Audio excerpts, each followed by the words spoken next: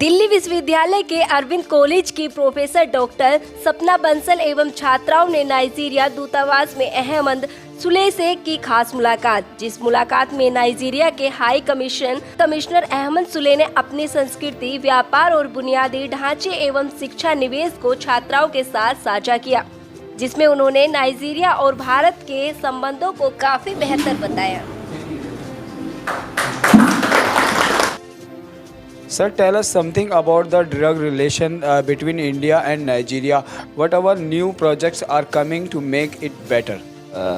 Nigeria and India maintain a very good relationship, which date back to several decades, and we have several Indian companies that operate in our own country. We have Nigerian students coming to India to study, and the Nigerians also do come to India to access medical services, and we have in Nigeria also import a lot of pharmaceuticals from this country, and we have so many ways that we can harness that relationship. Especially we are appealing to Indian businesses to go to Nigeria and invest in areas such as education, health, infrastructure, and among others. If this will happen, I think it will be good, a win-win story for both countries.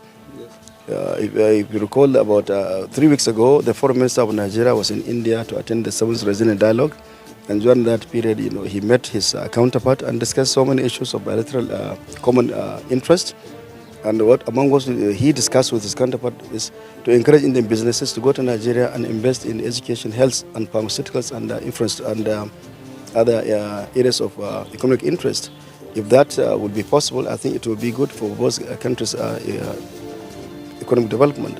And we are during his visit, the minister was here, launched Nigeria India Business Council.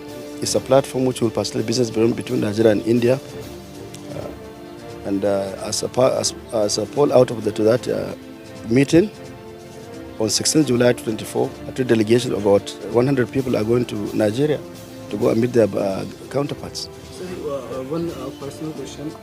You keep smiling throughout the meeting, and the people who came to the meeting did not feel you will be with first time. What the reason? Well, we must always be humane in our dealings with people. We are first and foremost human beings. Life is very short, so we should not always be taking things serious. Thank you very much. मेरे साथ यहाँ बात करने के लिए doctor सपना बंसल मौजूद हैं। बात करने की कोशिश करेंगे। मैम, आज जो ये मीटिंग की गई है, ये जो सभा की गई है, इसके बारे में कुछ बताएं। क्या पर्पस था, क्या मोटिव था? देखिए, पूरी दुनिया में यदि आप युवा शक्ति की बात करें तो इंडिया में सबसे ज़्यादा युवा शक्ति है। उसके बाद में यदि आप बात करें तो नाइजीरिया में भी ज़्यादातर जो पॉपुलेशन है उनकी 67% पॉपुलेशन यंगस्टर्स की है। युवाओं के लिए बहुत सारी अपॉर्चुनिटी है, चाहे आप राजनीतिक क्षेत्र में देख सकते हैं, आर्थिक क्षेत्र में देख सकते हैं, बिजनेस जगत में देख सकते हैं।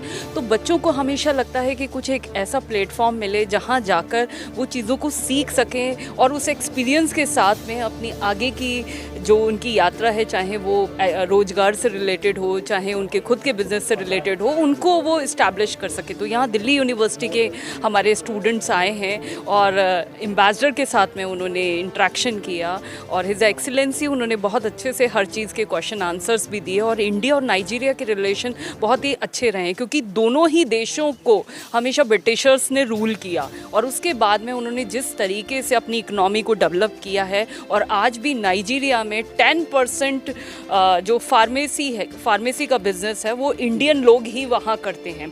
यहाँ तक कि आप एग्रीकल्चर भी देखेंगे तो हम बहुत सारा चीज़ें वहाँ से परचेज़ भी करते हैं और यहाँ से काफ़ी कुछ ऐसी चीज़ें हैं जो एक्सपोर्ट भी होती हैं। तो बहुत ही अच्छे रिलेशन है, कई अच्छी अपॉर्चुनिटीज़ भी हैं, क्योंकि सोलर एनर्जी एक ऐसा सेक्टर है जिसमें आज की डेट में बहुत काम हो रहा है, या आप कह सकते हैं एजुकेशन सेक्टर में बहुत काम हो रहा है। साथ ही साथ बिज़नेस के भी कई सारे आयाम यहाँ से जुड़ रहे हैं। तो मुझे लगता है कि ये एक अच्छी मीटिंग है जिसमें कि विद्यार्थियों को भी बहुत कुछ सीखने को मिला है, साथ साथ इंटरेक्शन बहुत अच्छा हुआ है। और मुझे लगता है कि जो हमारे रिलेशन है वो बहुत ही स्ट्रॉन्ग रहे हैं नाइजीरिया और इंडिया के, और आगे आने वाले समय में और ज़्यादा स्ट्रॉन्ग रहेंगे, ऐसा मैं मानती हूँ। संबंधों पे बात हुई और हमारे देश के कल्चर के बारे में बात हुई, और कुछ विद्यार्थियों ने हमारे देश के कल्चर से शोभित भी किया कमिश्नर साहब को।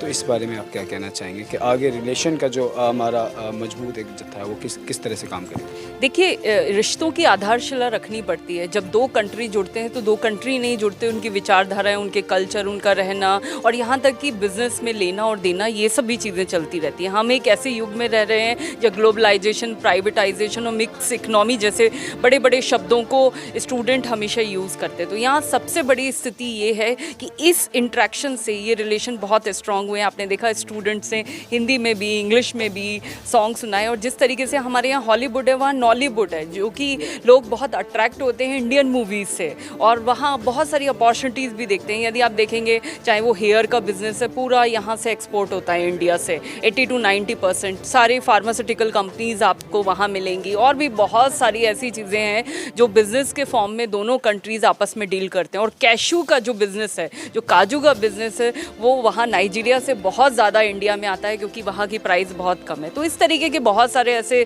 बिज़नेस हैं जिनको लेकर कि काम चल रहा है और मैं चाहती हूँ कि अब इन्हें हम बीइंग ए एंटरप्रेन्योर और ज़्यादा प्रमोट करें। और मैं दिल्ली यूनिवर्सिटी में श्री अरविंदो कॉलेज से आई हूँ, तो मुझे लगता है कि जिस तरीके से आज बच्चों को एक्सपोजर मिला है, आगे भी मिलता रहे, क्योंकि उन्हें प्रैक्टिकल बहुत कुछ सीखने को मिलता है इससे। क्योंकि किताबी ज्ञान तो हमें बहुत कुछ मिल जाता है, लेकिन जब तक हम व्यवहारिक ज्ञान में नहीं आते तब तक हम शायद उतना कुछ नहीं सीख पाते। जी, थैंक यू।